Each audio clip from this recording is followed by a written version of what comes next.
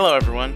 You're listening to Game Rivals, a podcast where a Nintendo fan and a PlayStation fan talk about the latest games and happenings in the gaming community and industry. I'm one of your hosts, Maximilian X, and together with Sean Templar, we bring you this bi weekly podcast about video games.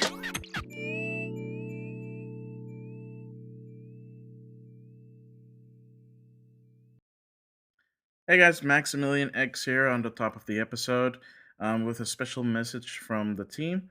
We made a survey to gauge what people think of game rivals. Please fill this in as it will help us make the content that you would enjoy. The link for this is in the description for the episode, or you can find the link also on our Twitter, which is at game_rivals_. Thank you for your attention, and now back to the main episode. Alrighty, welcome back everybody to a new episode of your favorite game rivals. My name is Sean Templar. I'm sitting here with my co-host Maximilian X, and how have you been, my friend? I've been good, all things considering. It's been a really busy 2 weeks for me, especially at work. You can attest to that, but yeah, I mean, I'm good. I'm good. I got my dose of gaming in whenever I could, so at least we have something to talk about during what we've been playing. That's good to hear. We have a lot of stuff lined up for this episode, so let's kick it off with the news. Yes, let's. It's been a very busy time in the news in terms of gaming, from all the controversies that's been surrounding the whole thing with Blizzard and Hearthstone player BlizzCon. This week, of course, we have BlizzCon, where J. Allen Brecht um, actually addressed the situation again, this time in person in front of an audience. And well, too little, too late, I would say. Like, he gave a proper apology about how they handled it poorly.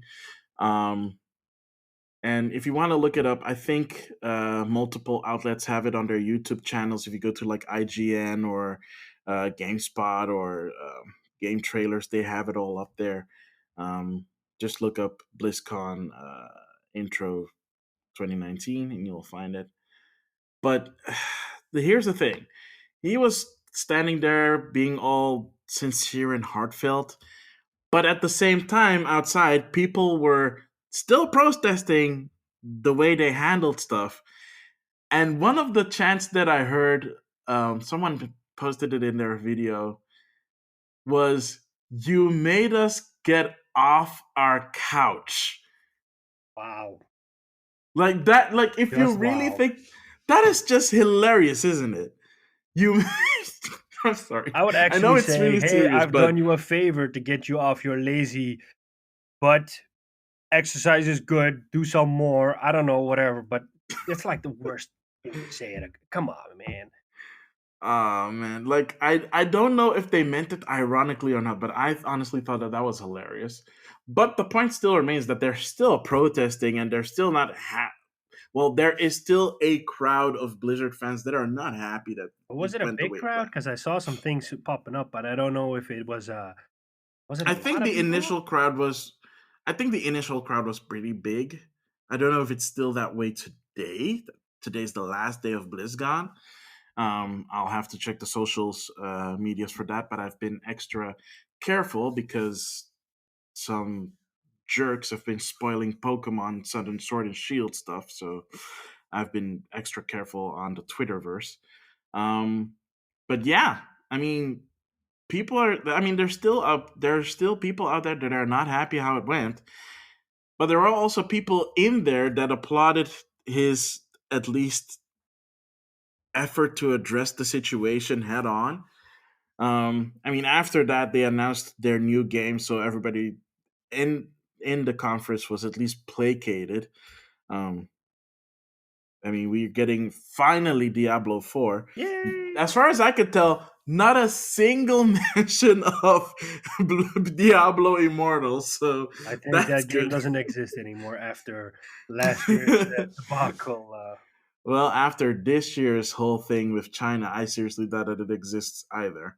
Um, because that game was being developed by NetEase, and NetEase are the ones that are responsible for Blizzard's operations in China. So Wouldn't want to piss off the wrong people now, would we? Because too late, apparently they a lot already of did. money from China is flowing into U.S. companies for games these past few years. Not just games, man, other stuff too. Speaking of that, by the way, um, apparently, I think this was already announced, but Nintendo's distribution partner in China is going to be Tencent. Really? So whenever the Switch is going to launch in China, it's going to be through Tencent, and any other games that are published in China will probably be published by Tencent, even if they're Nintendo made. So That's yeah, curious. I thought the Switch was already out in China. I no, didn't know not there was no, an not out yet. they're working on it, but again, everything has to go through the government. So yeah, that's the way China rolls, man. If you want to release something, the government has to approve, and if they don't approve, you don't get the release squad. Yay! Yeah.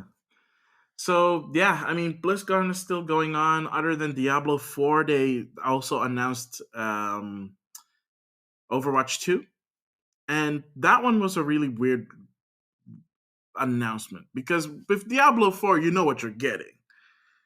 With Overwatch 2, the explanation was a bit different.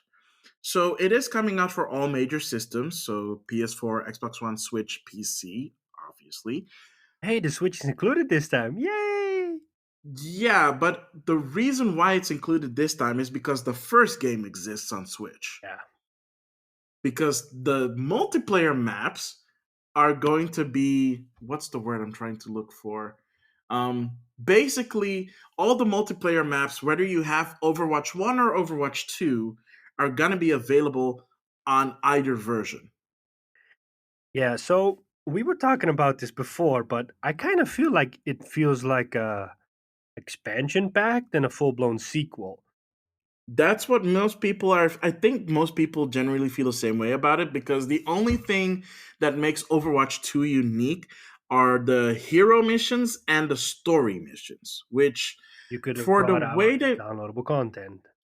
exactly, because if you look at how Blizzard has portrayed Overwatch, it's very, the characters have a lot of background and a lot of story around them. They have comic books for Overwatch, but it's never portrayed in the games because it's a multiplayer focused game. Fine, but why put in the effort of fleshing out the characters if they're nothing but bullet sponges essentially? Yeah. But now they want to actually add to that, so they announced a sequel. But it's kind of inconsequential because I mean, as far as I can tell, both the story mode and the story missions and the hero missions are co-op online, which is fine. But I kind of feel like if you're gonna do like story missions and hero missions, why not also make it single player? I I honestly am curious to see how people are going to respond when this game comes out because I fear there's going to be a lot of backlash One more thing though about Overwatch 2. It ain't coming out anytime soon. because they didn't announce a release date. No, no, no. They said that it ain't coming out anytime soon. Let me put it this way. It probably won't come out until late 2020, early 2021 Why did they announce it then? to placate the fans. Yay. That's the way. At least that's my opinion. Does I mean, Diablo have a release date? Diablo. I don't think so. Let me look real quick. I don't think that Diablo has one. They just announced that it's coming. I haven't seen They showed anything written gameplay, so about it it must be though. in some playable They state. showed gameplay, so that means that yes, but they also showed gameplay of Overwatch 2. So Yeah, but if the game looks like an expansion pack, then it's easier to show gameplay for that than Diablo 4. no, they had new character models though. Oh, okay. Yeah, the characters are getting an overhaul when that game comes out. So yeah. No, no. Now, from what I can tell right now, When it's done, they anno- probably. yeah, I'm assuming that it's just when it's done. They did show some gameplay trailers with PvP zones and stuff like that. So looks good for what it is. So yeah, I mean, it's Diablo. You Okay. kind of can. I will say this: if you haven't seen the cinemat the cinematic reveal trailer for Diablo 4, ugh, like that is some eldritch horror stuff in there, man. Yeesh. Like I'm like I am a big scaredy cat, and I'm not afraid to admit that I'm a big scary cat. And this kind of skeeved me out. So watch it at your own discretion.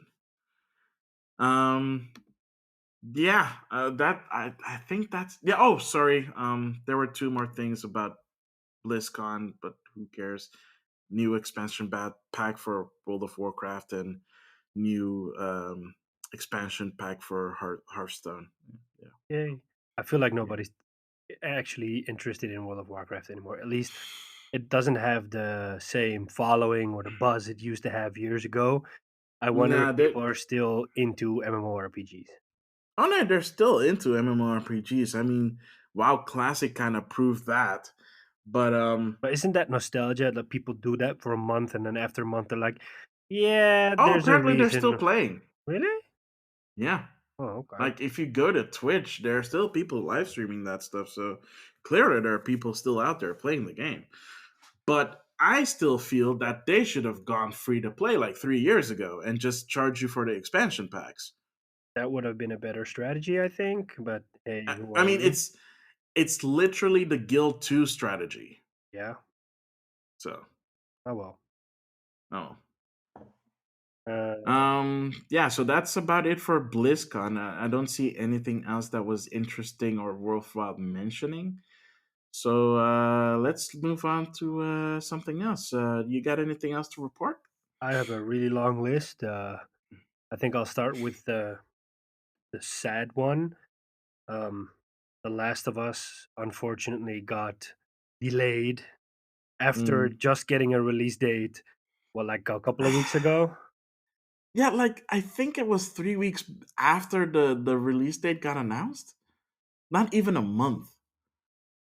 And I told you this before, and I'm gonna say it here as well on this is that I felt that Sony pushed them to announce a release date, whether they felt like they would be able to hit it or not.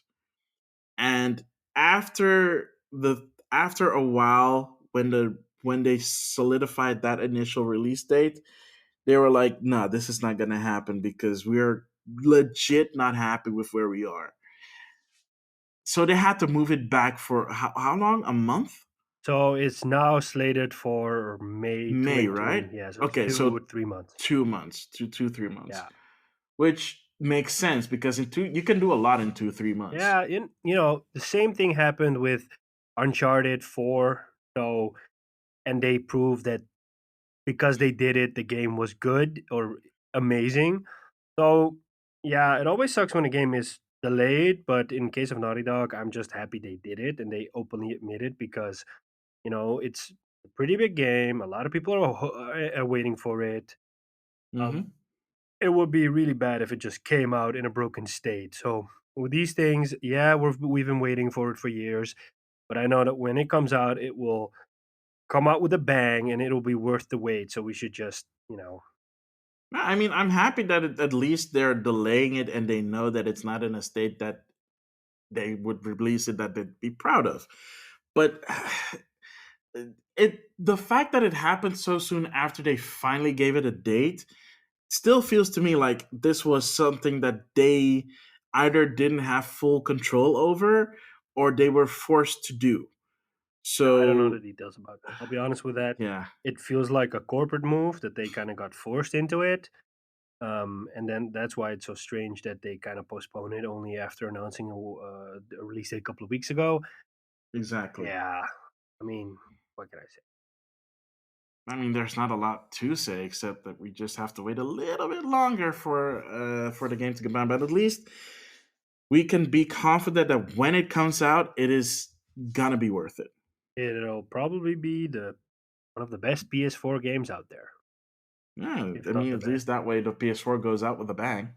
I'm just curious to see Um, what Sony does in its stead. I mean, I hope that they do release some game in its stead in the beginning of the year.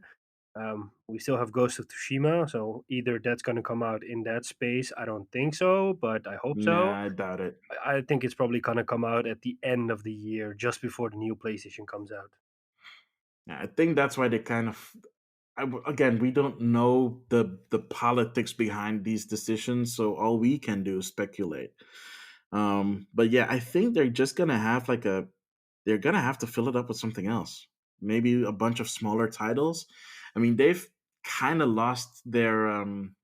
They haven't been promoting a lot of. I mean, with the state of play, they try to promote indie titles as much as they can, but it seems like even the indie developers are trying to move on. So Yeah, Sony had its earning call a few days ago, and they said that development on PS5 games is going real smooth and it's on track. So I think really, we'll get a good launch lineup. Also, from a third party point of view, hmm, apparently a lot of third party developers are working on PS5 games. I think mhm. Ubisoft came out a couple of days ago and said that they want to bring out a few of their current gen games on next gen because it's a live service, of course.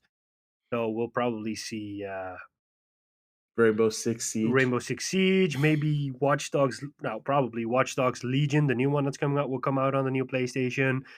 Division Two. Maybe Division Two, maybe Ghost Recon Breakpoint.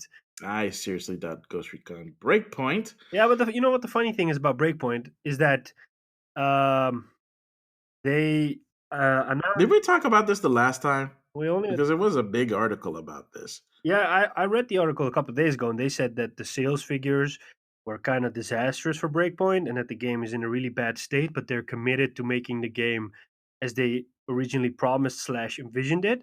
So they're going to put a lot of time and money and effort into getting Breakpoint up to the level it needs to be. I Yeah, just but the other side of that is that they delayed a bunch of games till the next fiscal year. yeah yeah. So I'm curious to see what's going to happen because Watch Dogs Legion got pushed, Even though Gods it and didn't have a Monsters date. got yeah, it was going to come out in March. Wait, it was? Yeah, Legion had a March release date, but it got pushed, and Gods and Monsters was slated for February. It got pushed. They Really? pushed, They haven't showed anything of Gods and Monsters. yeah, just the E3 teaser trailer. Yeah, How the heck did that have a date and not? You wanna? The point is, they're pushing all those stuff back. yeah, That's honestly totally fine by me. yeah. I mean, even EA had an If it, earnings call and said, "Hey, we're working on a new Battlefield title, Battlefield 6, but it's not coming out till 2021. It's yep, going to have a few new experiences built in for the next gen consoles, but don't get your hopes up. We're riding this one out because everybody's doubling down on live service games again." which is good, Yeah, because that means it gives them time to make something hopefully wholly unique, that would fit that generation of gaming. But yeah, it is EA. We'll yeah, see. I mean, it's good that they're saying that it's coming out in 2021 instead of 2020. I mean, Battlefield 5 came out what this year? last year. Last year, yeah. So, give that game to breathe. I mean, don't go Call of Duty. Ugh, Yeah. Speaking seriously. about And EA, apparently, oh yeah. yeah. Sorry, go on. EA came out with a surprise announcement that they have this partnership with Valve, and that they're gonna Oh bring yeah, out EA Access to Steam. Steam. Yeah, and I think it's gonna start at a bit this year, but the full-fledged service is launching next year. It's a strange move. I don't know why, because it's also the first subscription-based service on Steam. It's the death of Origin. Yeah, the cool part is that people that buy games on Steam, EA games, and people that buy games on Origin can play together with each other. Well, at least they're working on it so that it does. I think initially it won't, I don't hope it's but gonna be one of those Stadia things, yeah. which they say, "Hey, this is what we're gonna do," and then they close it, they get the law But say, "We're this not gonna do that." Yeah, I mean, this does kind of mean this does give that some more credence that they might actually bring EA access to Stadia, because at this point they haven't announced something like that yet, It's the and they perfect announced this platform to do it. before. I think they have to. Well, then why not just come out and say that you're also bringing it to Stadia, because that is coming out this month, I think they or just that want is to. launching in quotes this month, kinda, sorta, not really. I think they want to Um, see the. At least that's what I would do if I were EA. I would sit it out and see what the numbers are for Stadia, or to see if it's really gonna be a hit or people are gonna sit this one out. And I can imagine when the free version of Stadia comes out, it'll be more interesting for an EA to come out with Origin Access, because then they only have to sell the hey, you only have to pay $15 a month to be able to use our service on Stadia, instead of you have to buy our subscription and you have to buy a Stadia Pro subscription. So I think they want to hook people easily by saying you only have to pay is, 15 bucks. is that how Uplay is working? I honestly don't know. I haven't looked into that yet. Hmm. Because at least I think from the initial reporting was that that Stadia Basic was gonna come out Next year somewhere. early next year, like February or something. So yeah, how does that work? If you're going to does your Uplay um, subscription automatically translates into being usable on Stadia, regardless or not? Because that I think you just have to link your account. It's kind of like with the PlayStation and the Xbox. You can link your Uplay account to an Xbox or a PlayStation. yeah. So they'll probably have the option link to Stadia, and then you can just link it and then probably play it. Mm. We'll have to The see question how is that if is. they're gonna force you to have a pro account to be able to do that, though. I think they'll initially do that, and then eventually they'll pivot to the free. Mm. We'll see. Yep. All right. Yeah, that was. Yeah, I mean, when did they say that that EA Access was coming to Steam? I think they're gonna kick it off this year with a small game, with one game or something like that, and then rolling into next year, they'll be bringing more titles to the service. Wow, I think the last time I bought an EA game on Steam was Mass Effect 2. Yeah, as soon as I remember, I think it was around Battlefield 3 time. When Battlefield 3 came out, you couldn't buy that one on Steam. So Bad Company 2 was the last one available on Steam. Mm. So I think it's around that time, 2011, that EA pivoted it over to Origin and say, hey, you have to buy all our games through Origin. Yeah, yeah, yeah. Yeah, how did that work out for them? Apparently not so good. Well, the funny thing is when EA came out with Origin, I thought, well, this is not going to last. It's going to probably be one of It those. lasted longer though. Yeah, I thought like they'll Mm. shut down the service in a year, but they kind of have it going for 8 years now. Yeah, good on them. Yeah, speaking of quarterly earnings, Nintendo had theirs. I read some interesting things.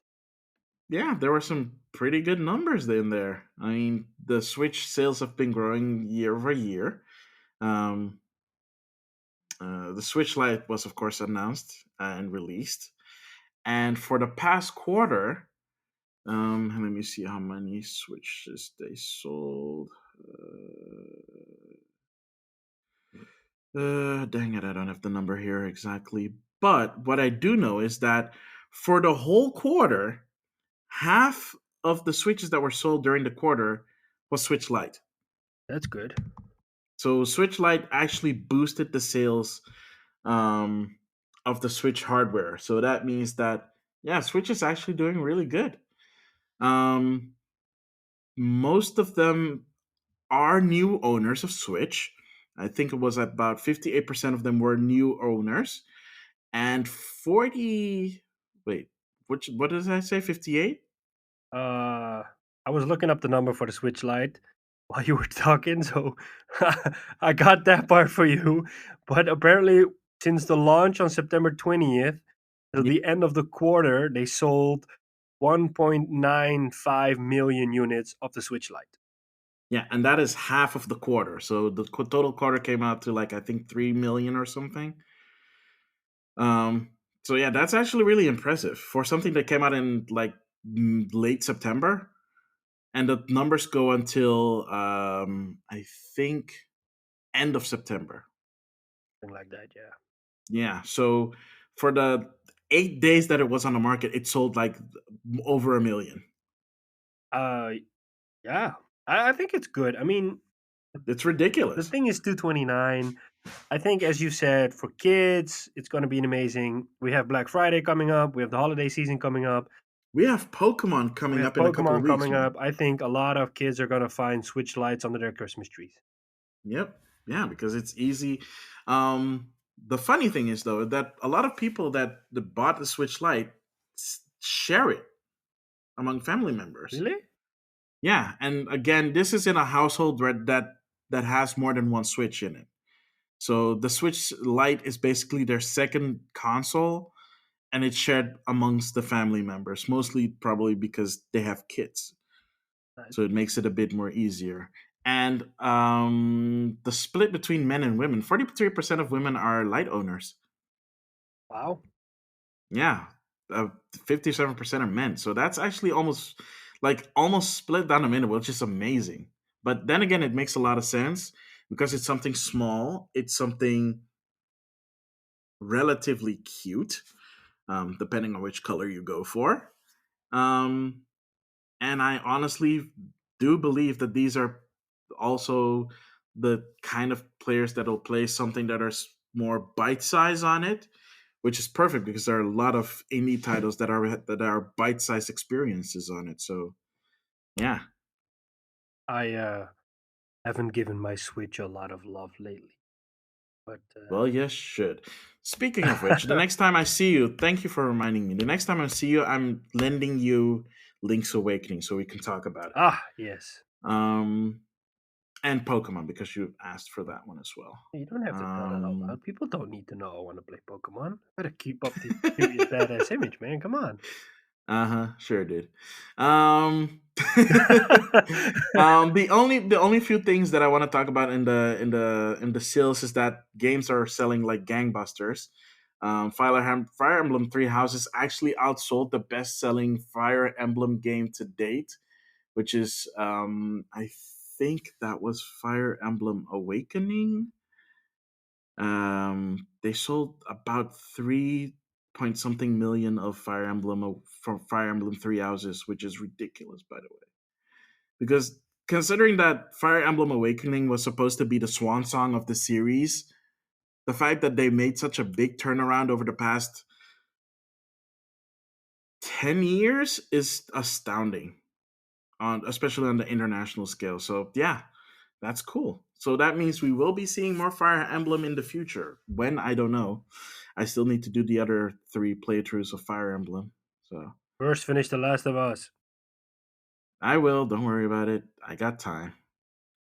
Um. Yeah. Well, they didn't have sales numbers for Ring Fit Adventure, but they do say that a lot of people in their 20s, 30s are picking it up, mostly female. Again, kind of makes sense. Um. But yeah, Switch sales have been really good. Tell me this With the quickly. exception, well, the yeah. How is it possible? Because you told me this, and I'm still not. I don't understand how this is possible. Mm. How is it possible that a Wii game sold 40,000 units? Because you told me this 5 minutes ago before we started recording, and I'm still baffled. I mean, come on. So there's Oh basically man. one factory in the world which is still producing Wii games, even though the Wii got discontinued. And 40,000 people are stupid enough to buy that game. Oh, I didn't want to bring this up because I knew it would just ruffle your feathers, but I just wanted to bring it up just for you. But sure, fine. Um, Real quickly, Mario Kart Wii apparently still selling. They're apparently still making new copies of Mario Kart Wii, and this past 6 months, they sold around 40K of them, Why? which pushes its worldwide sales, by the way, from 37.20 million to 37.24 Yay! million, which is ridiculous because I think it's still the best selling Mario Kart to date. Oh, oy vey. I can't wrap my head around that one. Now, I can't wrap around my head the fact that that one is the best selling Mario Kart there is, even though we have Mario Kart 8 Deluxe. Well. But it is Mario Kart 8 Deluxe is gaining in numbers, which is good because I think I don't have the exact numbers, but it basically it comes down to 2 in 3 Switch owners own Mario Kart 8 Deluxe. Every 2 or 3 Switch owners, or From every 3 Switch owners, 2 of them own Mario Kart 8. hey, that's good. Yeah, yeah. So 2/3, man. That's a very good attach rate. Yeah. Wasn't there a Yeah. bundle with Mario Kart? Eventually, and not in all territories, Okay. and it was only temporary. Okay. And they didn't launch with a bundle. That came like a year or so later. Oh, I thought it came out with a bundle. No, no. When they started, it was just like buying the game separately. I think the bundle helped a bit during last year's holiday season. So I'm kind of curious what they're gonna do this year. Um, I haven't seen any bundles announced for this holiday season. The Pokemon Special Edition Switch Lite is not a bundle; it's just the console, which is already out, I think, Okay. and it doesn't come with the game. It doesn't come with the game code. It's just that. I have seen pictures of it in the wild, You're and probably gonna buy initially it. when I no, but I almost was going to buy it, and then I saw the pictures and I was like, oh, it's a little bit too gray. Like the gray color is not And to buy the blue flattering. one or the yellow one. Nah, I don't want to buy the blue or the yellow one. I wanted to buy them the Pokemon one, but it's not as pretty as I thought it was gonna be. So I'm kind of bummed out. Okay. Yeah. So yeah. Other than that, yeah, Nintendo has been doing good. Nice. Good to hear. I'm Yeah. really happy for you. You can hear that by the sound of my voice and the intonation I'm using. Oh yeah, you're totally into it, man. I Totally love it. into it. Um, Yeah. we So have two things left on the list, I think. yeah. Let's do the short one first because I think the last one is gonna take up a lot of time. I don't know. Um, Another person left the Anthem team. One of the other leads left the Anthem team. Chad Robertson, who was the head of life services, is leaving the company after 14 years,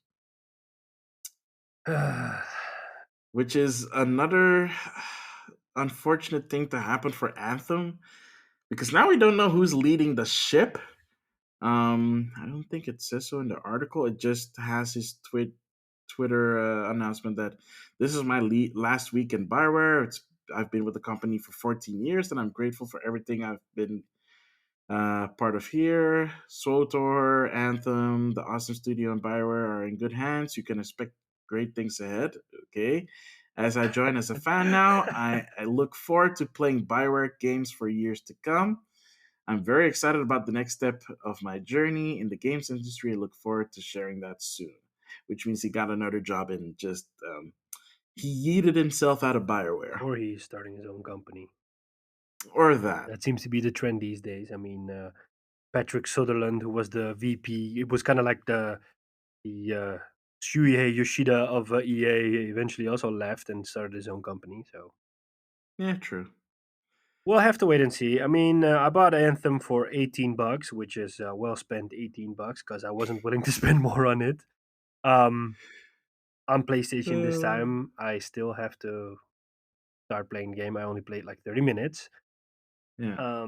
I still stand by my case that if ever there was to be made an Iron Man game, the flight mechanics from Anthem nail it. So if there's ever going to be an Iron Man game, use those mechanics or rip them off or whatever, because that's the perfect way of flying around in a suit.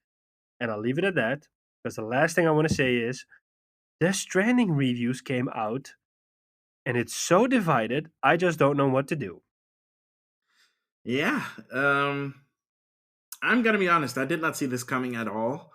Um, the way I saw this playing out, honestly, was either people were going to praise it to high heavens, which some of them did, or Burn it to the depths of um, hell. well, no, not necessarily, or people were gonna be either disingenuous or um I honestly didn't expect the reviews to come out this early. So I didn't expect that as well. I thought it was gonna maybe like be a couple of days, maybe 2 or 3 days before the game comes out because the game's coming out next Friday. But we get the mhm. reviews a whole week in advance. And we kind of spoke about this in the past. I said it's either going to be a blockbuster success title or it's going to be a cult following. The way Yep. it's looking right now is it's going to be a cult following because some sites give it, some big news game outlets give it a 9, and other big ones give it like a 6.8, which is really different. That 6.8 coming from IGN. Yeah, and the 9 coming from To be GameSpot. specific, IGN US, because IGN Italia gave it a way higher Are number. you sure it's IGN US? I thought it was IGN Australia. N- no, that was the main IGN site. Yeah, so US. Anyways, But it's yeah, like I said, confusing. IGN Italia gave it a higher number. IGN Italia gave it. Let me look real quick. Sorry, IGN Spain gave it an What 8.7. did IGN Netherlands give it? I don't know. I haven't checked. I don't check IGN Netherlands. It pisses me off. I wouldn't say that Oh, loud. Italia gave it a 9.8. Wow. Yeah. Maybe not say that IGN Netherlands pisses you off. If we ever have to work with the guys, then we kind of burn that bridge right now. So thanks for doing that. It's just I prefer reading stuff in English. That's Okay. why. Anyways, um, Yeah, but the point is being that if you look like even if you look through Metacritic and you look at some of the reviews that give it like a ridiculously high number, there's always some kind of backhanded excuse, but they still give it a high number.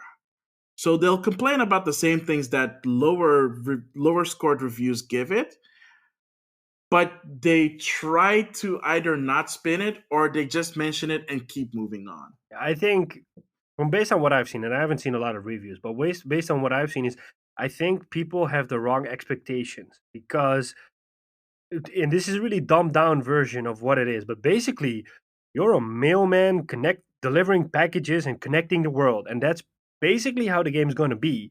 But people I think are kind of led astray because of the really scary and creepy enemies or the creepy cutscenes or the people that you see or all the famous people you see. And I mean, I expected Matt Mikkel's character to be this big badass guy you have to fight against, and nobody mentions him in the reviews. Troy Baker's character seems like this cool bad guy, and nobody kind of mentions him, or they're trying to avoid spoilers. But it, Yeah, it's I think mostly avoiding spoilers because at least the one consistent thing that all the reviewers are talking about is that the story is the main focus. It's the yeah, main point. yeah, Um and and there's not a lot of big actually focus on combat as well. It's a lot. It's like it kind of feels like No no, but Man's that Sky, also a kind of but also exploration game. true, but that also ties into the whole um not the story, but the goal. And the goal is not just you're a mailman, but the goal is you have to reconnect America Yeah, because everybody's segmented off in their bunkers. They're not connected. They're afraid to go outside because of the BTs, which is the what is it? What is short for again? Beyond, like I've heard it like a bunch of times I don't during know, the man. reviews. I keep forgetting the short. Basically, these creatures, the BTs, people are afraid of them because they caused essentially the apocalypse. Yeah, And if you don't want to die and become one, well, of course you're gonna stay in your bunker. But that means you're disconnected from the world. You're disconnected from everybody else, and that's what your role is as Sam Bridges, is to not just deliver packages but to also reconnect America in an emotional way, on an emotional level, through and this I chiral think network. like from a story point of view and from like I think that's all fine and all, but I think people are, and maybe there's a marketing campaign behind it, but based on what we've seen so far, I think a lot of people Mm. expect a Metal Gear 5 meets horror, spooky sci fi thingies. And when people figure out that that's really not what it is, I mean, there isn't a lot of focus on combat. That's basically just carrying packages from A to B, and it's a really pretty game to do it. And there's a lot of ways to do it, and the multiplayer aspect, the asynchronous multiplayer aspect, is really good. But I think Hmm. that, yeah, let me put it this way: it's not what I expected it That to is, be, and it's yeah. not that I'm this combat junkie that I just want to blow shit up, even though I do that in Battlefield, which is a conversation for another time. Good, you said it yourself. Yeah, Good, but fine. like, I was expecting kind of a Metal Gear meets horror stuff based on what we've seen, and I think part maybe they wanted to mislead us, so we when we got the game or when we get the game, it's going to be a different experience. And I think Kojima's always been this guy that's about storytelling and cinematic experiences. So I think this would go more towards a Heavy Rain slash Detroit Become Human kind of experience than a Metal Gear kind of experience, because that's what we're used to from the guy. He's been making Metal Gear games for a couple of decades now, so we basically only know him for that stuff. And now he's kind of branching off of that path, and I think people have to get used to that. Well, I think that if people are looking at it from a perspective of, oh, it's like a Metal Gear, then it's their own fault for looking at it like that. If you've been following Kojima's history and um, Come on, let's be honest. through the If game Shigeru industry, Miyamoto was to they make an FPS shooter, people would be horrified as well, because that guy only no, no, no, does. no. I mean, from the perspective of following the man's career, you would have to understand that his thing is trying to be more cinematic, and the Metal Gear games have been following this trend all this time. I mean, lest we forget the 27-minute cutscene in Metal Gear Solid 4. So he's been moving towards being a more cinematic game developer for forever. So if you at least understand that that's the way his games are going to be from now on, I think you're going to be less disappointed. Plus, the asynchronous multiplayer thing is like the only other thing that gets universal praise because apparently it works really well and it actually makes sense within the narrative as well. So, like, um, I don't know. I'm curious. I don't know when I'm gonna get this game and play it myself. Um, I have the but same I thing. am, but it has made me curious after reading a bunch of these reviews and watching some of the reviews. The best review that I did watch though, um, is from dang it, what's that? They're all start with G. It makes it so much difficult. Games Radar, GameSpot, or GameSpot. GameSpot. Their editor in chief Kelly Plagge wrote the review on it, did the video review on it, and it's the most coherent one there is. She gave it a 9, but she explained it in a way that I understand why she gave it a 9. Now, would I find that if I play the game, would I think it's a 9? I don't know. I haven't played it yet. So maybe her number is valid, maybe it's not, but at least she wasn't backhanded in her review. She didn't have any backhanded comments. The things that bothered her, she plainly put it out there, but she also focused on what makes Death Stranding the unique game it is. So that actually gives me more credence of being like, okay, that I get why you gave it a 9. And I don't get why someone who's basically saying the game is meh would still give it a 9. Yeah. Or the best thing ever is this game is not for everyone. Stop right there. Like if you're gonna say it's not for everyone, just say the game is not for everyone. Give it the number that you want to give it and move on. Because whatever you're gonna say after this game is not for everyone kind of gets undercut by the fact that you said it's not for everyone. But that's just me. I don't Yeah. know. I don't know if I'm gonna buy it. I haven't pre-ordered it, but hey, I said that a couple episodes ago. I think I'm just Yeah. gonna wait this one out, see what people respond to. Maybe want to figure out what the sales figures are, just to see if it's what I expect, and maybe watch. I never watch YouTube playthroughs because I don't want to get spoiled. But I think I might look at a few, or maybe I'll just have a look at the GameSpot review, and based on that, I'll make a decision. All right. Cool. Uh, I think that's all wow. for the Do we have news. it? I think that's all the news. Yeah. Yeah. What that? Oh, that's a lot of news. Yep. Well, All right. stick around. We'll be back with what we've been playing. Yep. Yep.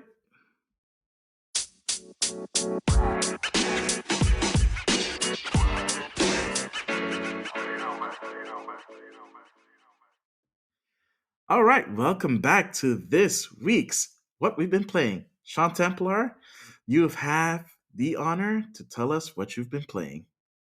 Oh, thank you. Um, I'm going to use a cliche word, but I had a battle-tastic week because I've been playing a lot of Battlefield, Uh, yeah, and a lot of Call of Duty. all right, Yeah, how's so that been? I like it. But then again, I already liked it in the beta, so yeah, I just picked up where I left off. It Wait, did you literally pick up where you left off, or did you like have to start all over again? have to start all over again. Makes sense. Yeah. So, Modern Warfare came out. I bought it. I love it. I've been putting a lot of time in the multiplayer. I have 20 hours in so far in the multiplayer. I almost only play realism because I just like the way that is. A bit more damage, a bit more careful. I know that this Call of Duty revolves around ground war, which is basically Call of Duty's answer to Conquest from Battlefield. Um, I don't really like it yet because it's too chaotic for me. Hmm. Whereas I'm used to Conquest and it's chaotic in a different way. But if it felt too overwhelming for me, so I stuck to realism. And then the other day they brought out a For pet. for those who don't know what conquest means, could you explain Oh, what of kind of course. gameplay mode it So is? Conquest or Ground War in this case is a game mode in which 64 people are divided in two teams of 32 and they fight against each other, and you have to take over certain spawn points on the map. And at least in Conquest's case, you take over the spawn points and then the enemy's ticket count is reduced. The first team to reduce the enemy's ticket count wins. There are vehicles included, so I think after last year's Black Ops 4, this one has helicopters, APCs, jeeps, stuff like that in it. Yeah, cool. Yeah, it's cool, but yeah, again, I haven't put a lot of time into it yet. Um, for Battlefield, it's basically the only mode I play, and in this case with Call of Duty, it was a So lot. what's the difference between this and conquest? You okay? Yeah, I'm okay. I think it's the same, but for some reason, it just doesn't. Yeah, I don't know. When I've played a few matches, I felt so overwhelmed by it and so chaotic. I kept dying constantly, and I kind of didn't know where to go or what to do. Even though the spawn points were pretty obvious, I got turned off by it. So I stuck to the smaller game modes. Hmm. Um, they brought out an update the other day, which took out realism from the playlist, which I was bummed out about. So now I'm playing a lot of Kill Confirmed, which is a smaller game mode in which Are they tweaking it or something? I think so. I don't know. I don't know why they took it out because I really like realism. But in Kill Confirmed, they added Kill Confirmed in its stead, and they also added night game so that you have to play with night vision goggles, which has a blend of realism in it. Wait, does It's that mean that they're switching up game modes every once in a while? could be that's what Battlefield does, and maybe they're doing it as well. Hmm. Yeah, in Kill Confirmed, it's basically if you it's kind of team deathmatch, but if you kill an enemy, they drop, or if you kill or get killed, you drop a dog tag, and the team has to collect the most dog tags. So you can either collect an Ah, enemy dog tag, or you can collect your own dog tag or your teammates' dog tags and deny the kill. Um, it changes up the pacing. It's really nice because nobody sticks to one area. The combat's flowing all over the map. That makes it really nice. I've also experienced more crossplay because I don't know how it works. At least I feel it doesn't work that way. But you can choose to turn crossplay off in the settings, but it looked like the matchmaking preferred crossplay because if I did a crossplay enabled game, it matchmake me faster into other games. Whereas if I turned it off, it took a whole lot longer for me to get matchmaked. Whereas I'd say, hey, um, I understand that there are more people playing, so it's easier to get matchmade with crossplay. But we've never did crossplay so far, so why am I not being matchmade fastly into a PlayStation match? I mean, it's not like there's 10 people out there playing the PlayStation version. So it looked like they were biased towards crossplay, but I don't know if it's so. maybe, but maybe. I'm assuming that crossplay is on by default. It's enabled by default. Yeah, so I think that is one, and the other thing is that gamers like trying new stuff, Yeah. and I'm pretty sure that the Call of Duty community was been jonesing for crossplay for a long time. So it would make sense that more people are willing to do crossplays. And if you're saying like if you're turning that off, that means that you're only getting matched up with people that have it turned off um, willingly. Yeah. The funny So thing is if you want, you can hook up a keyboard and mouse to your PlayStation because I bought the you did that, PS4 didn't you? version.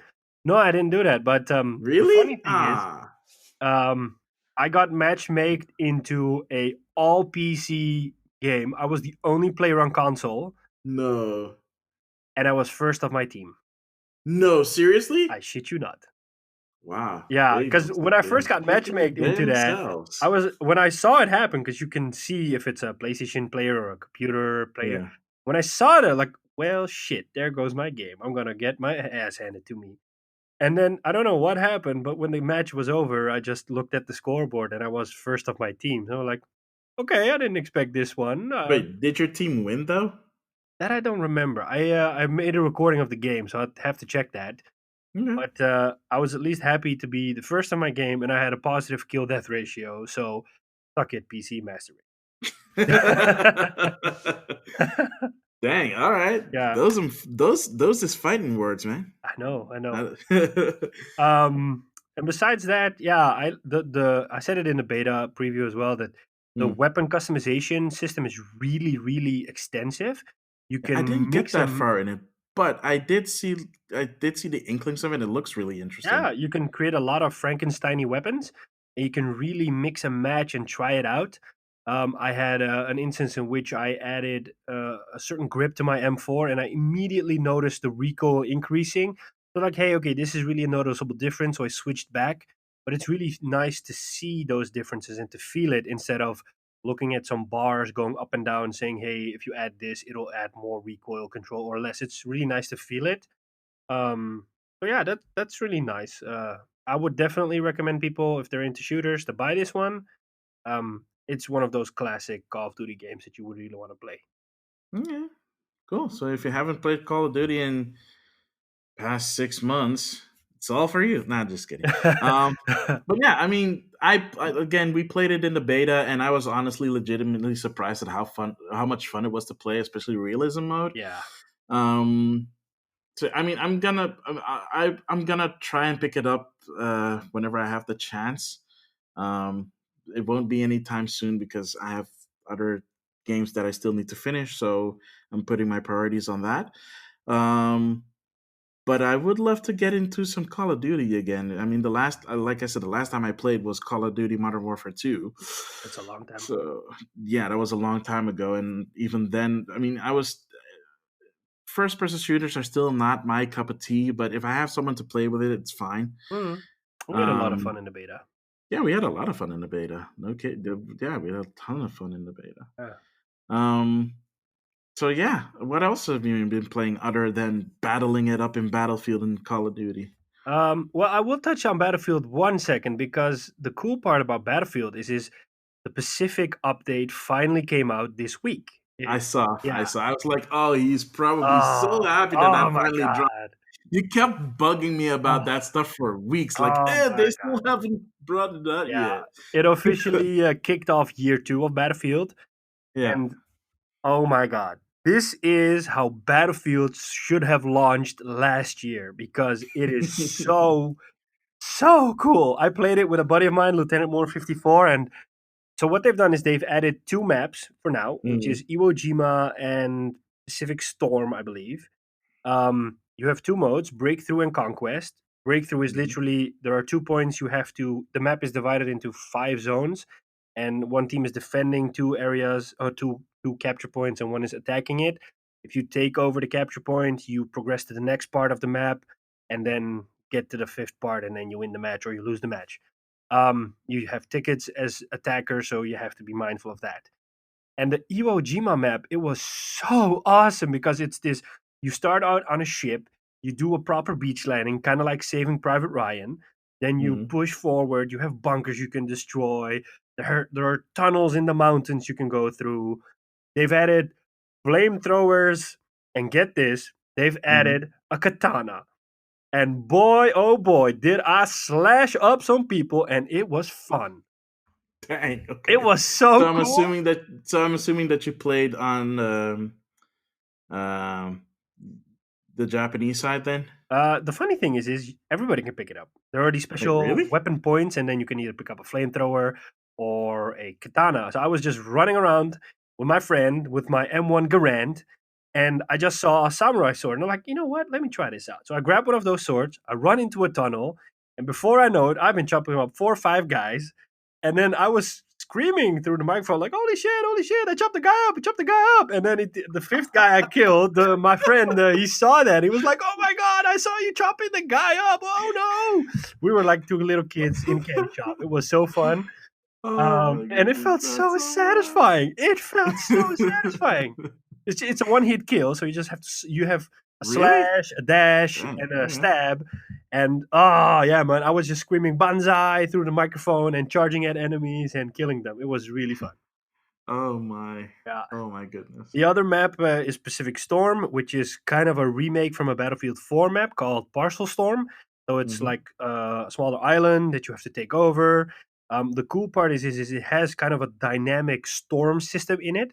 So the map can suddenly shift into this massive storm that rages over the island, and it can kick in any moment, which makes it a bit more cooler. Because what's fun about this part is that I think they improved the color palette or something because there's a lot of green, lush environments in it. The colors really pop. So when that storm suddenly comes, everything turns into this gray, dark bluish kind of palette, which makes it also a bit more atmospheric. So it's really, really nice. They're gonna add a third map, which is called Wake Island, which is a classic Battlefield map. Everybody knows it. Hmm. It's gonna come out soon. It's still in development. They've added a lot of weapons. I mentioned the M1 Garand. Um, they've added an MMG for the support class, so it's a big machine gun. Some Japanese weapons such as SMGs and stuff like that. And they have plenty more in store for the next few months. So I'm all excited about Battlefield again. Nice. Yeah. Good to Yeah, hear. Good to hear. All yeah. right. And Cool. the last game I've been playing is the Outer Worlds because I figured out. Really? Yeah. Wait. Did you buy it or?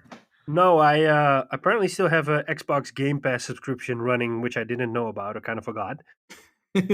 So All right. It is on Xbox Game Pass. yeah, it was a day one Yeah. Game Pass game. So I played, I think, an hour and a half so far. The tricky part with these kinds of games is that I like games with RPG mechanics in it, Hmm. but I'm not a huge fan of RPG games themselves because it's just so much that I get Hmm. distracted, and after a while, I just get bored with it, and then I never play it again because in my hour and a half, I've been playing with the game. The game looks gorgeous. It runs in Unreal Engine. It's really, really pretty, and it's really fun. It's a lot of joking and sarcasm. Basically, the game's mocking itself. Um, and yeah, it's from the creators of Fallout, so it is kind of like a Fallout game. And people who know me know that I hate Fallout because of the really dull animations. I mean, like one of those Fallout games. Yeah, but you're talking about the Bethesda Yeah, Fallout game. yeah. This one has a Yeah. lot more liveliness to it. The animations are better, and there's more emotion in it instead of, "Oh no, your father died." Then they look at you with this. Here, it's more lively. But anyways, Better engine. yeah, I think so. Yeah, it's in my brief time, I've talked to so many random people and gotten so many quests that I just don't know which one to complete anymore. And that kind of overwhelms me because I want to complete all those quests. And then I kind of lose sight of the main quest. And I'm like, yeah, you know what? Eventually I'll just stop playing this. But so far, it's nice. It's your typical RPG. So you create your character, you pick your appearance.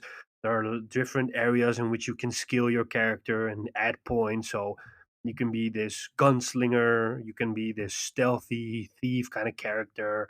You can, I don't know, get better in lock picking. You have a companion system. So I have a companion, which is cool. They can help you out in combat. They kind of have like the combat system they have in Fallout, in which you Yeah, slow mo the game and you can target enemies. Mine's not that expansive yet because I haven't put a lot of skills in that system yet. Um, Combat's fun. There's a lot of different weapons in there for what I saw, and it's cool that in the dialogue options, based on how you spec your character, you can persuade them or you can lie to them or a lot of different options. I get why people like this game and why it got the grades it got. I would recommend it if you're an RPG player. It's just that I'm still waiting for the Switch version. They had said that it would come out later. I don't know how much later, but I think you're an RPG fan, so I think you'll like it and probably you'll laugh a lot because the game really makes fun of itself. oh yeah, I like from the stuff that I saw from trailers and reviews, man, it's Yeah, hilarious. I Like the initial review trailer just had me in stitches. Yeah, I read an article the other day that speedrunners are of course trying to beat the game as fast as they can, and Yeah, of there's course. a guy that beat the game in 21 minutes because he literally made his character so dumb. You can apparently do Huh? that. He made his character so dumb that he skips out a lot of parts of the game because he's too stupid to get to that part of the game. And if you hit certain levels of dumbness, you also get dumb conversation options. So he skipped like maybe 80% of the game because he just No. doesn't come across it because he's too dumb to figure that out. Oh my goodness, I need to see this run. Yeah, when I saw that, it cracked me up. I thought, well, I've never seen a game that does that, so that really made it fun. Well, that's a new one. Yeah, Okay. I would recommend it. Ah, I'm curious, man. I'm really curious to experiment with that game. Yeah, try it out when it comes out on Switch.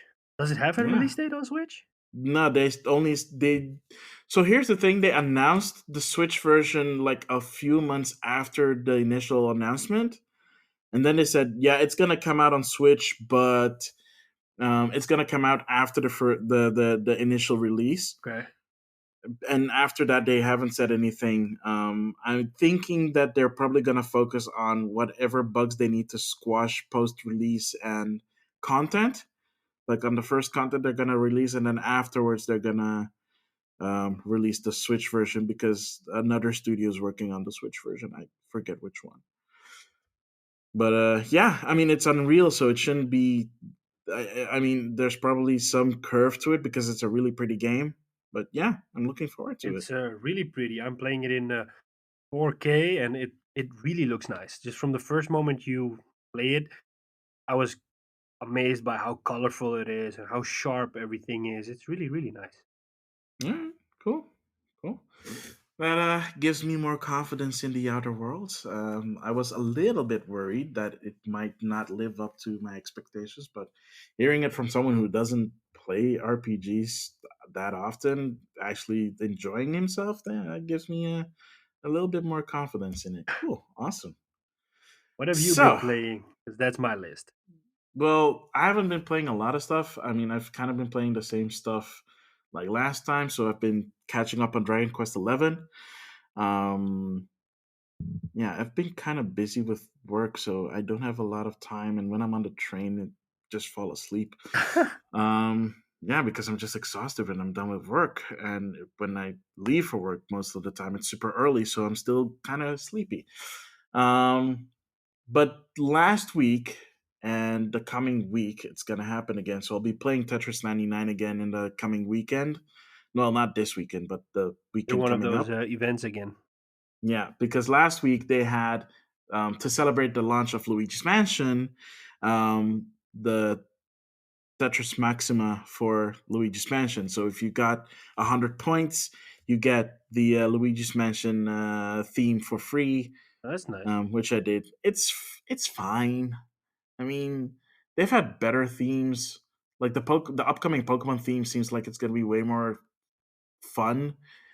This was fine. Like I just did it so I got the 100 points and then I moved on. Um, but yeah, I mean the matchmaking has gotten somewhat better since they now have the split between people that play normally and people that have gotten the Maximus, so that have ranked first. That's nice. Um, they can play in the Inventus Cup, which means that they're split off from everybody else. I think that's really nice because otherwise it kind of turns into that Fortnite situation in which you get into a server, you see a guy with a John Wick skin, and you know, okay, this is gonna be really. Yeah, but you don't see people's skins. The only thing that you're noticing is that you're being ganged up on and just getting tons of trash sent to your screen. And then before you even reach rank 90, you're already done.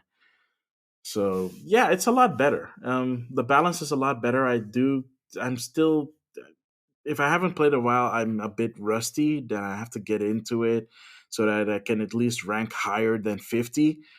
Um, but yeah, I mean, it's a lot more balanced now. Makes it a lot easier to get the 100 points. So yeah, like I said, next weekend, from the 7th to the 9th, 7th, yeah, to 7th to the 9th is the Tetris Maximus for Pokemon Sword and Shield, which of course is leading up to the Sword and Shield release. And that one actually, the theme actually looks really nice. So I want to get that one as well. Will you be able to play Um, it since I think Pokemon's coming out next week? the 15th. Oh, the 15th. You're Ah, okay. thinking of Death Stranding, which coming out the 8th. Yeah, I I thought you made the said same that it was mistake gonna because come out the same day.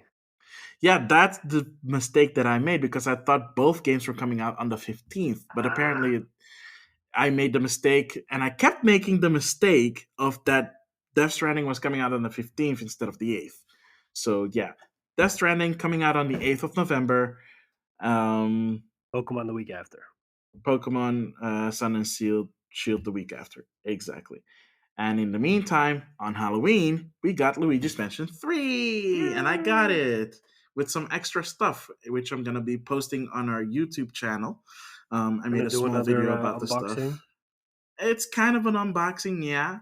Um, but since it didn't come in an actual box, it's more like this is the stuff that I got for free with my purchase. That's nice. Um, yeah, so that is not. Yeah, that actually was nice because I went back to the store that I usually frequent, which is my local Game Mania. Shout outs, Game Mania Lady Stuff. Um, They're not sponsoring us or anything. they're not sponsoring us. I wish Game Mania Spot was sponsoring us because that would make our jobs a lot more easier. Um, but yeah, yeah, they're a cool bunch. I went there a couple of weeks ago before the launch of Luigi's Mansion 3, and I was just going through some stuff that I had pre-ordered because my pre-order list is incredibly messy. So they were like, okay, let's go through your list because they know me by now. Let's go through your list and make sure that you don't have like unnecessary doubles in there. And they were like, well, you pre-ordered Luigi's Mansion a while ago. Do you want to upgrade to the Boo edition? I was like, okay, but how much does that cost? Oh, it doesn't cost anything extra. You just get an extra Boo light for free. I was like, well, sure, sign me up. And when I got to pick it up on Halloween, they're like, oh, you pre ordered it early, so you also get the steel bookcase. I'm like, score! Yay! It's like, oh, two things for free. Oh, yes. Oh, sure, man. Free stuff. So, yeah. Then I came back home, started playing Luigi's Mansion 3. And the first thing I noticed, and I already noticed it because I saw some of the preview stuff, the game's really pretty. Like the animation levels in this game is so if you've played, for example, Mario Odyssey or Breath of the Wild, and you're thinking like, man, this is ridiculous. How can they do this on Switch? It's like, no, man. Luigi's Mansion's like, here, hold my Poltergust 3000, and I'm gonna show you some real animation work here, because that game is gorgeous. Like it's so atmospheric, and the animation is so fluid, and the fact that even the cutscenes are in engine is so. And you notice that close up it looks good. Like whenever the camera zooms in cutscenes, the character models are so good. They're so stretchy. It almost looks like I'm watching a Pixar movie, Oh, that's nice. which is ridiculous for something that's on the Switch, right? Like if you think about the tech that is powering it, it's ridiculous that it looks that good. Yeah, I think, and that's always what the benefit of being a first party developer is that you get you get access to the cutting edge of technology, as in if there's any new developments in the company around optimization and stuff like that. So that's the True, benefit. I wonder if a third party company could have made this game as good as it is, because the animation part, that's something I saw in a lot of reviews that's getting all the praise. but here's the thing: it's a second party studio, which is not even owned by Nintendo. Really? Yeah, Next Level Games. Oh, I thought it was They've an been in-house Nintendo game. no, no, no, no. I mean, they have in-house people at Next Level Games to pilot this stuff around, but yeah, it's an American company. I mean, Wow. they're the ones that made the sequel. They made Luigi's Mansion 2. Was the original Luigi's Mansion made by Nintendo in-house, or? Yeah, that was in-house. Yeah, Okay. that was, I think, one of Miyamoto's teams. I only played the first one and I loved it. Yeah, I mean, that one already had like amazing like animation for the GameCube. Yeah, I love the when you So would suck up a ghost and Luigi would be screaming and you would be running around with the vacuum cleaner. I love the way that looked. he still does that, and it looks even amazing more now. Oh, now I'm really curious. And the thing that they took away when they made the second game was because Mario wasn't kidnapped in that one, and he is in this one. They put back in a dedicated Mario button on the D-pad. Oh, really? Yeah, so if you press on down, left, or right on the D-pad, Luigi will still say Mario in like different inclinations, and sometimes he'll like stutter like Mario or Mario, and the mouth actually moves on the in-game model, so you can turn him to the camera, let him say Mario, and you see the mouth Oh, flaps moving realistically. It's ridiculous. that's really cool. Oh man, and the gameplay is. I'm so glad it's on the Switch. Like, don't get me wrong, I loved Luigi's Mansion 2, but I felt that it being on the 3DS kind of held it back. Hmm. It wasn't as comfortable to play, and for some reason, I mean, I know why they did it because it was on a portable. They went for a mission structure, Oh, which means that you select the mission, you do the mission, go back to the hub, select the you mission, have to go do it on a back. portable, yeah. Exactly. And with Luigi's Mansion 3, you don't have none of that. Basically, now you're not in a mansion, you're at this big ass hotel that's haunted, Yeah. and you're there on vacation with Mario and Princess Peach and the Polterpup and Peach's entourage of toads, and they get captured, and it's up to you, Luigi, to save the day again. Um, and you have way more tools now than you ever had. You have, of course, Guigi, which also doubles as a way to play the game co-op, which I haven't done yet because the person that wanted to play co-op hasn't shown up yet, Is even it though he only said he local would. co-op or? You can, yeah, the co-op is local, but it does have multiplayer online and local wireless. Oh, that's nice. Yeah, I haven't tried the multiplayer game yet. It's called the Scare Scraper. I haven't tried that mode out yet because I've been way too into the main game. Um, it goes at a snippy pace, so I'm pretty sure that I could probably, if I put my mind to it, I'll probably be able to beat it in like a week or so. Because I'm already, I think, halfway. I just got to like the eighth floor of the hotel, and from what I read from previews and from reviews, sorry, is that there are 15 or so levels. You're halfway So through. so I'm about halfway through, and every floor is like a different theme. So like the first couple of floors, it's just like a regular old hotel, and then like the third or fourth floor is a shop, Hmm. and then the next floor, well, like one of the floors is a medieval, like a medieval times restaurant kind of thing, which is hilarious. And the latest floor I did, the seventh floor, was this botanical garden, Oh, nice. which is literally just like a tower of like plants and stuff, and you have to um, go through it. And these cutscenes are so hilarious, man. Oh, it's like, really, this guy's gonna save everybody? Uh, oh man, they really should hire someone better. But he gets through it. You get through it, and the boss battles are actually doable now, unlike Luigi's Mansion 2. Um, I feel like now Luigi's always been the underdog. He's always been the underdog, but for some reason, Luigi's Mansions games have been good. Again, with a lesser extent to two, but three really picks it up. I mean, I have a lot of fun playing this game. Like the controls are solid.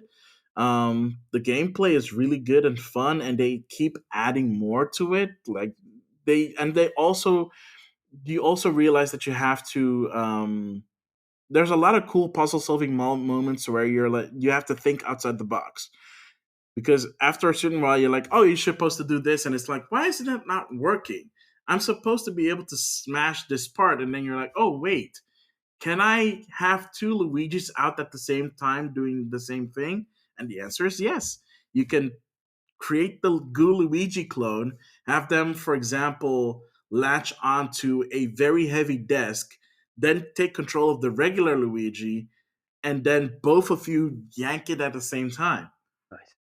which is really cool. And the thing that I want to try in multiplayer is, or sorry, in co-op is having one player focus on scaring the ghost with the light, so that the other Luigi can focus on sucking up the ghosts.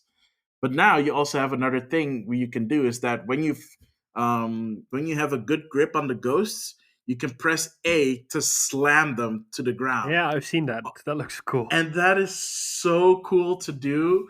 It gets a little bit repetitive, but it doesn't get old Nice. because you can slam them into other ghosts. And the really fun part is when you're hunting for booze. Basically, whenever you finish a level, you can return to that floor and look for the hidden boo there. And when you find him, it's really funny because now you have to battle the boo. Once you get them, you suck their you can't can't believe I'm saying this. You suck them up with their tongue because their tongue is always sticking out, Yeah. and then you slam the. But when you slam a boo, it is so hilarious because Luigi speeds up. Oh, Yeah, so when you slam a normal ghost, it's just the same animation essentially over and over, and you can determine where you slam left, right, diagonally, whatever. But with the boos, the animation cycle just speeds up. So it's like you're pressing A constantly, like, yeah, slam him into the ground. And everything is this, like, almost all the furniture is destructible. oh, cool. Like, in the past, some furniture were like, they moved, but you couldn't do anything. But now, every furniture you can move, you can suck it up, you can use the plunger to stick to it if it does, you can slam it, you can slam ghosts in it and it breaks apart. It's ridiculous. I mean, I've been having a lot of fun with Luigi's Mansion 3. I can hear that. I'm waiting. I'm curious to see how it ends. I'm curious to see how it ends too. I mean, obviously he's gonna save them all, but I hope so. I already saved one of them. I've saved one of the three toads. So there's only two more toads remaining in Princess Peach and Luigi and Mario. But yeah, I mean it plays fun, and of course Professor Egad is there to hand you new gadgets and tell you like where you need to go next. And it's not it's not as handholdy as Luigi's Mansion 2, which is good because that game was really a lot of handholdy. Like like every 5 minutes, Professor Egad has to say something to you. And as always, Professor Egad is hilarious because the way he talks is it sounds so hilarious. Like there's no actual voice acting, so everything is like in these grunts. And his way of talking is so hilarious throughout the games. It's just like it's like, Okay. oh man, you hear him talking. It's like, oh, it's so funny. He sounds so weird and he's so creepy. Ah, such a creepy old dude. It's like, why are you hunting ghosts, man? You're weird. And why are you putting them in paintings? It's even more weird. But yeah, I've had a lot of fun with Luigi's Mansion 3. Hmm. Good to hear. Yeah, so I'm gonna make sure I finish that before Pokemon launches because once Pokemon launches, it's pretty much that and Dragon Quest I'm and Last of Us. I'm Don't worry about it. I'm still playing considering Last of buying Us. Pokemon, but I'm not sure yet. Well, if it wasn't budgetary constraints, I would probably buy two versions and give you one. But budgetary constraints are not allowing me to buy two copies this time around. Thanks. It's a thought that counts. I mean, the more people are playing, the more people I can trade with. So yeah. Plus, it would allow us to talk about it a bit more. I'm curious as to how someone who has not been a part of the whole Pokemon cycle would actually experience this particular version of Pokemon, because this is completely new. This is the first time they're bringing out a really big game, outside of Let's Play. The only Let's Pokemon Play. I ever Let's played Go. was Pokemon Red on the Game Boy. Yeah, so that's been a really long time. Yeah, So yeah, yeah.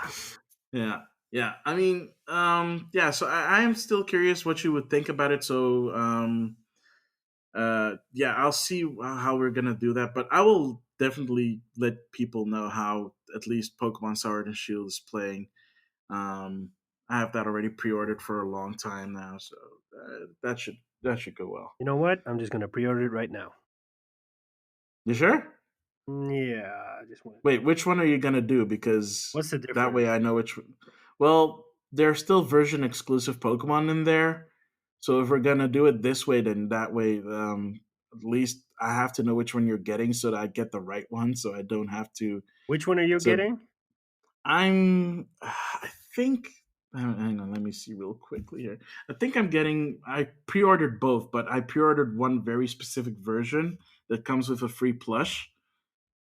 Again, shout outs to Game Mania. Hashtag sponsor us, Game Mania. Oh God. Oh man.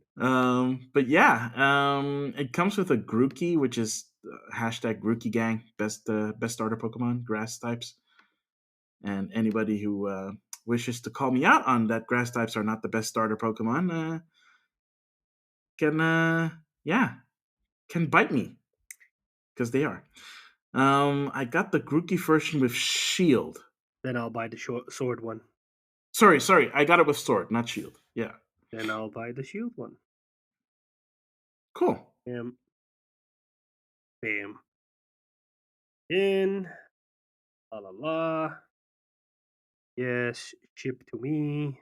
Yes, this is a life ordering, people. This is a live ordering. Bam. Yeah. And there you go. I've placed an order for Pokemon. Well, call me an impulse buyer. I just did. Boom. And Boom. with All that, we right. would So like to that, end this segment, I guess. Before I buy some yeah. more stuff I shouldn't buy. Yeah, stick around, guys, and we'll be back with our hidden gems.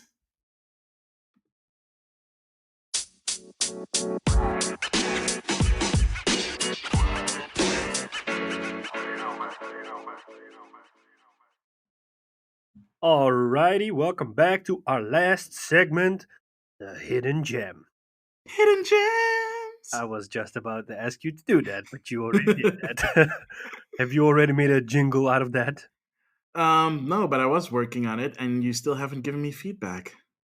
Did you send I me? sent you something like a while ago, and you're like, I know that you were busy during that time, so Oh, it probably just passed you by, but oh I'll crap! send you again. Oh, Yeah.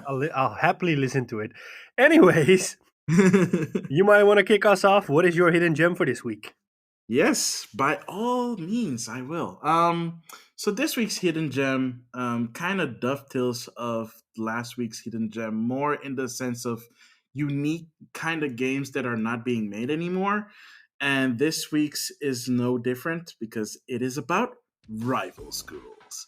And if you don't know what rival schools is, then you probably have never played a Capcom fighting game ever, because Rival Schools is one of those rare Capcom fighting games that came out in the late 90s during the 3D fighting game revolution boom, even to the point where even Street Fighter was in 3D with Street Fighter EX, which was not made by Capcom. I It have was no made by idea what Akira. rival school is. Rival Schools is a fighting game made in-house by Capcom. Okay. And it's a really fun game. The whole unique aspect of Rival Schools is that it's a 3D fighter where you choose two characters to fight as. So you in between rounds you switch we switch them. So, for example, if I chose a character, hang on, let me see if I can find the character list. Because I don't know the names out of my from the top of my head. If, for example, I choose Hinata and Kyosuke, um, and Hinata gets KO'd during the first round, it switches to Kyosuke. And during battle, there are moments that you can do dual attacks where you summon another character. They'll either perform a physical attack or they'll perform a buff or a heal on your character. Then, of course, you also have the special attacks that you do together, which is really fun. It's a really cool game, and basically, it's like the way like the title suggested, it's rival schools. So rival school members fighting against each other, and essentially the whole big bad of the story is this super oppressive school that has been kidnapping people to join their ranks and form an army. Wow. So it's up to you and your classmates and other rival schools to stop them. Heavy story for a game back then. I mean, as heavy as you can make it for a fighting game. I mean, the whole thing is that it was a 3D fighting game. I mean, you're still fighting on a 2D plane, but you can, like in Tekken, essentially dodge in a 3D plane, so in and out. And yeah, the whole aspect, of course, is that it is a 3D fighter, so it looks pretty, and you have voice acting and stuff like that in it. For something that came out in 1997, 1997 in arcades, 1998 on PlayStation. It was a really fun game. I mean, I picked it up on a trip to London with my dad one summer, and we were in this electronic store, and there were two games that we picked up then. There was Soul Edge, which I may touch upon in another hidden gem, and Rival Schools. And I picked both of them up because they were relatively cheap in the UK, especially considering the fact that in the UK everything is expensive. I was about to say that. Yeah, but I think I got Soul Edge on discount, and Rival Schools was, I think, priced a little bit less than normal, so I was able to get them. I was allowed to get both of them. And I just love playing Rival Schools, man. It is so much fun. It is like, I mean, I'm not gonna say how old I was, but I was entering high school. So if you know how old Dutchies are when they enter high school, you know about how old I was. And this was a fighting game that was set in high school. So, it was kind of relatable to a certain point because it was Japanese high school kids and stereotypes in there that makes no sense to anybody who lives in Europe. But it's really cool to see. I mean, you had different kinds of school kids fighting. You had the jocks fighting. You had, your basic kids fighting. You had the smart kids fighting. The greaser kinds fighting. And even some of the staff got into it. So there's even some of the staff, like, for example, this gym teacher with this bamboo sword. That one is actually funny because his buff, when he buffs up your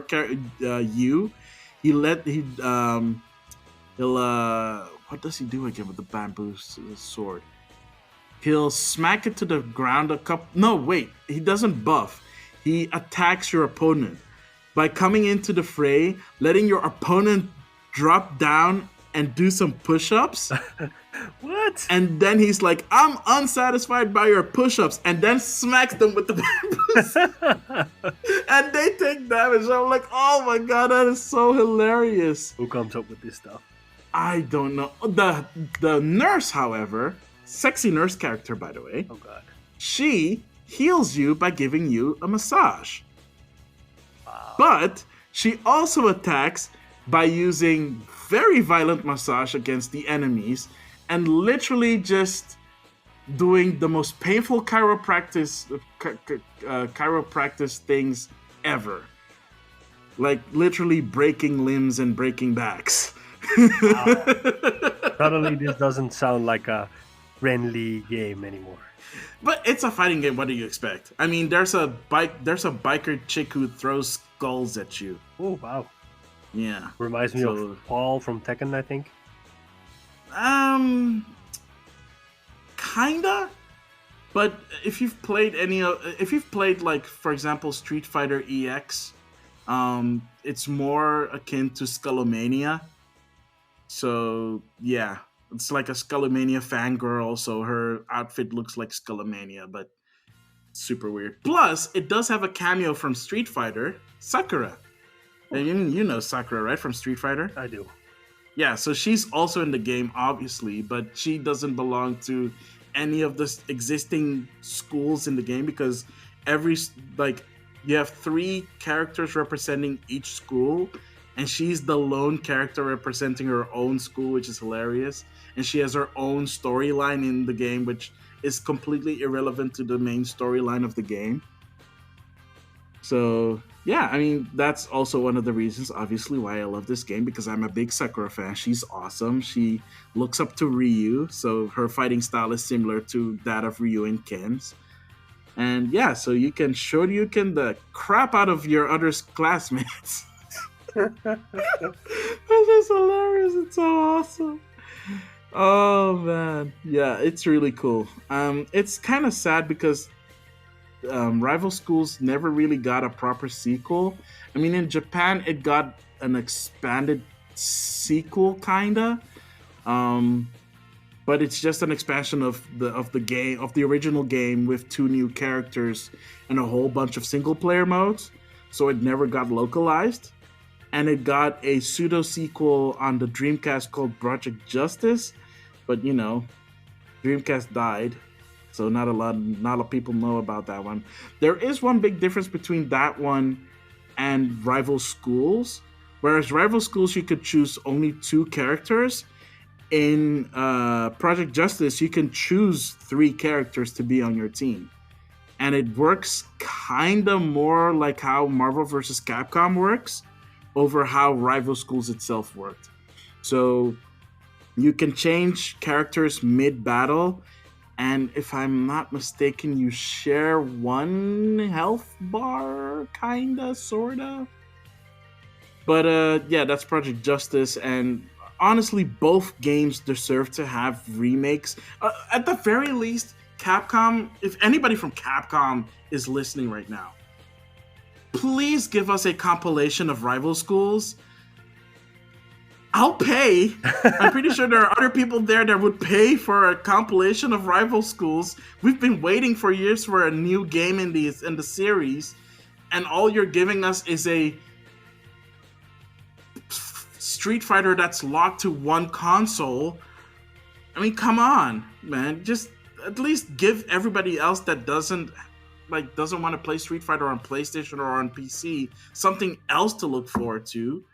I mean, yeah, just give us Rival Schools, man. I want to play as Butsu and kick other kids as. Ooh, that doesn't sound right. I want to kick ass in like a cool like school setting. It was just such a fun game to play, and for the time it looked really cool, and the mechanics were essentially Street Fighter mechanics on a 3D plane. It honestly played better than Street Fighter EX did. So yeah, that's my hidden gem. Just give us Rival Schools, Capcom, please. I just love the way you finished that. It's kind of like a semi rant, and then, well, there's my hidden gem. Yeah, I mean, I've already said everything I want to say about the game, and it's been 20 years. Just throw us a bone. I hope somebody from Capcom is actually listening and throws you your bone. Ah, So, okay. what's your hidden gem, dude? So for my hidden gem, I hope somebody from EA or DICE is listening because my hidden gem, and I'm actually surprised that I didn't come up with this one earlier, is Battlefield 3. Because, oh my god, Battlefield 3, I think, came out in 2011. And I remember fondly because that's the first time I built my own PC, Mhm. and I could play that game on max settings. And it was kind of the first time I went all in on a shooter on PC because I never liked those because I couldn't play with mouse and keyboard. And I thought, okay, this is the moment, make or break. I have to go all in or not. And I went all in, and oh my god, did I have so much fun playing Battlefield 3. Um, for those who don't know, Battlefield 3 is set in the Modern Warfare era. It was kind of in the moment when Call of Duty also came out with a Modern Warfare game. Ah, okay. Yeah, Yeah, yeah.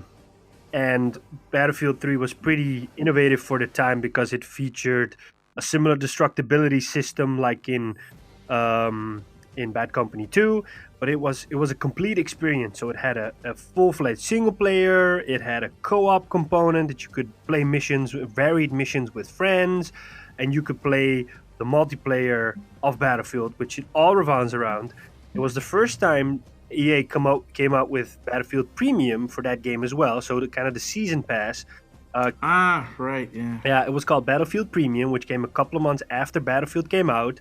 Um, and what I loved about Battlefield is besides the single player being really cool, there were some famous actors in it. Battlefield really hasn't been known for its single player, but for the first time after Bad Company 2, they were actually focused on making a nice, compelling single player, which took you all over the world. It was really nice. And well, I basically bought it for the multiplayer. And I remember the first time when I played, I remember playing the beta, and the first impressions I had was, oh my god, this game is so pretty. And I said that so many times when I was playing the beta with my friends that eventually they got sick of me hearing that. Wow, I just you see that's how amazed I am by this game. I just don't know what to say anymore. They got sick of hearing that. They said, "Yeah, okay, we know. Shut up already. We know the game's pretty." But like, no, the game's so pretty. I literally did that the whole beta, and it was so cool. It was the first time they introduced the rush game mode on a bigger scale. So you Mm. had Operation Metro, which Battlefield fans know. Um, Operation Metro got remade for the new Battlefield called Operation Underground, and it was just so awesome. You could customize your weapons, you could add attachments. Because at the time, Call of Duty didn't really do that. You could add a scope or a silencer, but here you could go all out. Heavy barrel, longer range scope, bipods, more ammo. There were these similar perk-esque things, so you could have more ammo or be more resistant to damage. You could fly in planes, tanks, jeeps, and the way this game, the reason this game has such a big impact on me is because we always played the game with a group of friends. We always had Skype turned on, and we would just play as a squad, and it would be so cool because we would then just 4 or 5 people of us would play, and it would be like, oh, okay, cool, enemy spotted there, cool, covering fire, oh no, reloading, and then somebody would cover you and you would cover somebody else. It just felt so real. I remember because my mom always used to shout, hey, shut up, we can hear you in the living room. That was how much exciting it was for me. But besides that, the maps were really, really great. I remember when they showed at Gamescom the Caspian border map. It was this big, expansive green map which had some urban combat areas in it. Every level had one of these set pieces. They followed up with that in Battlefield 4, which they called Levolution. So in Caspian Border, there was this huge tower which could crash suddenly down, changing the map structure a bit. There was a map in which a battleship was lodged against a wind farm, and then if you cause enough damage to the ship would just sail across the island and cause the level to shift a bit. Oh, okay. Yeah, and it's one of those first games that had such a strong base maps for the multiplayer that all the maps that came out initially with the game were all good. I enjoyed every single map in there because there was such a big variety in the maps. You had Santa Crossing, which was literally in downtown Paris, between all the buildings. You could blow a lot of stuff up. I remember a couple of times in which we were just running across a bridge, and then a tank would just drive by out of a street we didn't expect it. I would just lay on the ground. A friend of mine would get hammered by a tank shell, and I would scream in the mic, "I'm sitting next to the tank. I'm gonna die. I'm gonna die!" And then the tank would just blaze past me, and I would blow him up. Um, I just have so much fond memories. I mean, you can probably hear the excitement in my voice. Yeah, And I definitely. mean, like that's one of I think it's the only multiplayer game so far that I've put 300 hours in. Yeesh. Yeah, that's how much I love Battlefield 3. Yeah, Well, and dang. that's the beauty of these games. If you play it together with people and if you're passionate about it, it only makes the experience fun. They added a lot of additional content after the release. So the first expansion pack, for example, was called the Back to Karkon pack, which was maps they remade from Battlefield 2, such as Gulf of Oman. They added new weapons, they added new vehicles. They also started with the assignment system there, so that if you wanted to unlock a certain weapon or vehicle, you had to complete assignments, which were, for example, kill 20 enemies with weapon A, blow up so many tanks with weapon B, I don't know, get a kill streak of so much. And they expanded on that with the games that came with the expansions that came after that. They added bigger maps. One was called Bondar Desert, I believe, which was the biggest Battlefield map at that time, which was in this huge desert. Kind of reminded me of Transformers 2, and with the desert setting. They added a kind of an earthquakey map, which was set in Iran, and then you had There's makeshift. actual earthquakes? No, it was played after an earthquake had taken place, so a lot Okay. of I see. places were torn up. You could get into makeshift trenches. I remember one of the expansion packs was close quarter, so you had a lot of these close quarter maps, and they added a game mode called Gunmaster.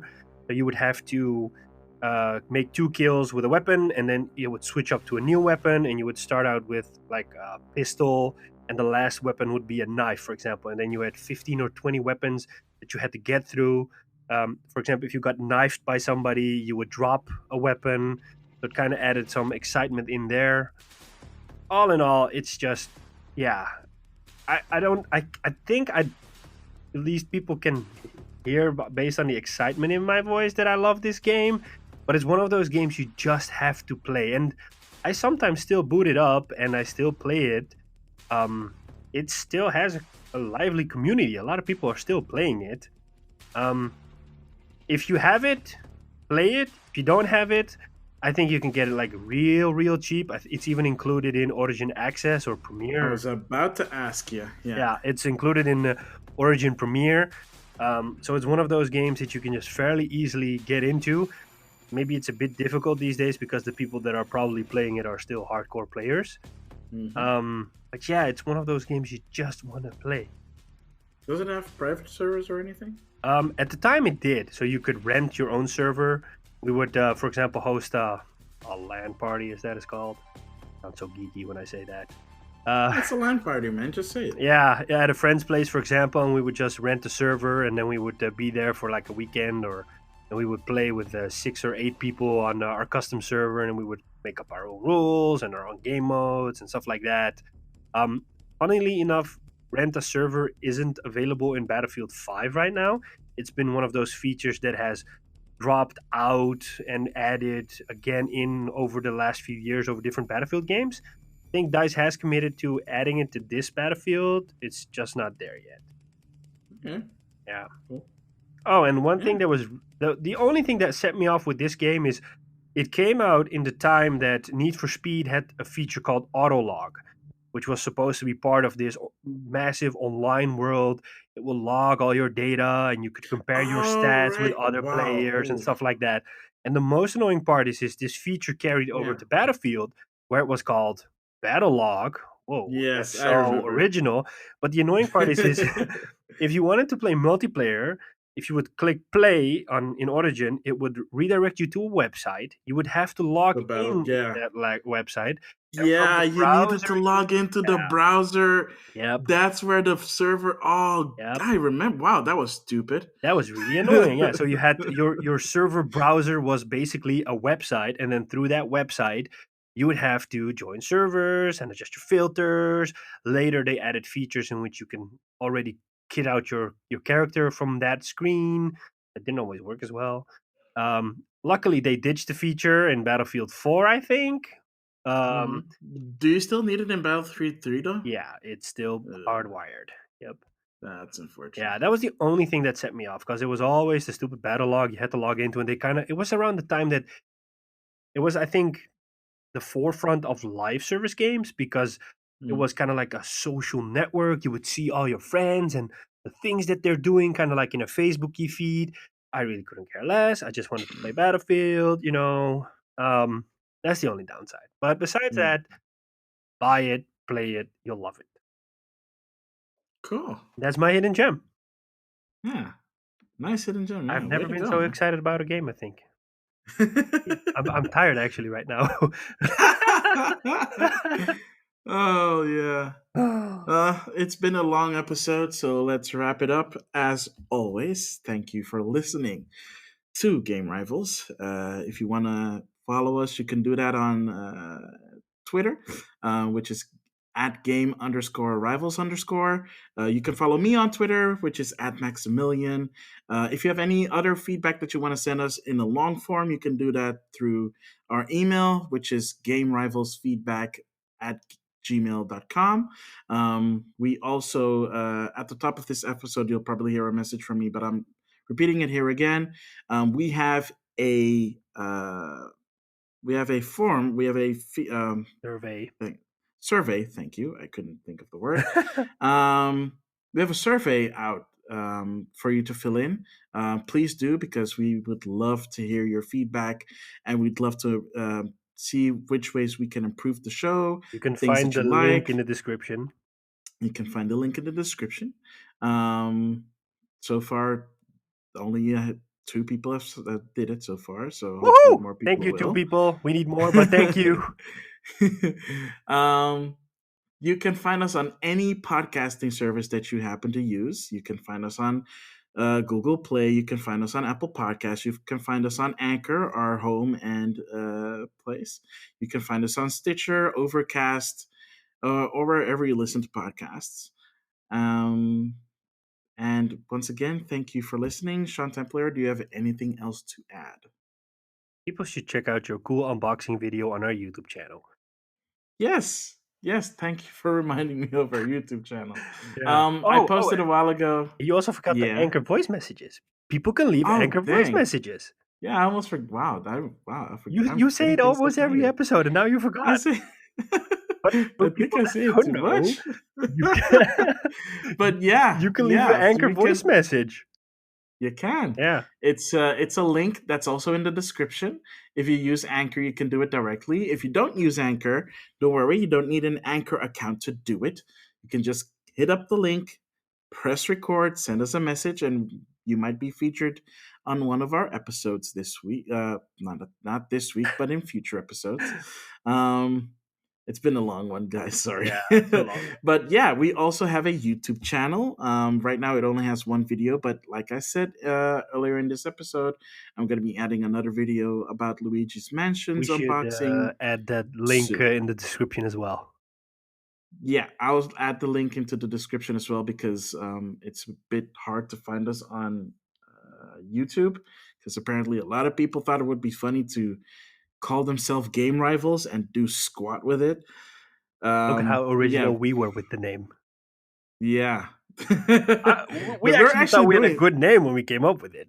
yeah. Unfortunately, we didn't check everything. I mean, we checked everything, literally except YouTube. Um, but yeah, hit us up there. Give us a subscribe. Give us a like. Give us a comment. That way, we'll be picked up by the YouTube algorithms. And the same thing, of course, with the podcasting algorithms. Give us a review. Hopefully 5 stars. Give us feedback through that as well, because that also improves our visibility on those platforms. That way, we can bring you even more content in even more fun conversations about the video games industry, the games that we play, and the games that we love. And hopefully, we can share in your games that you play and love as well in the future on one of the episodes on the podcast. Um, so, yeah, I think that's about it. Anything else you want to share, Sean Templar? Hey there, it's Maximilian X here. At the end of the episode, we had some technical difficulties, so you don't get to hear Sean Templar sign off. So you get to hear me sign off for myself and Sean Templar. Thank you guys once again for listening, and hopefully we'll see you again soon. Bye.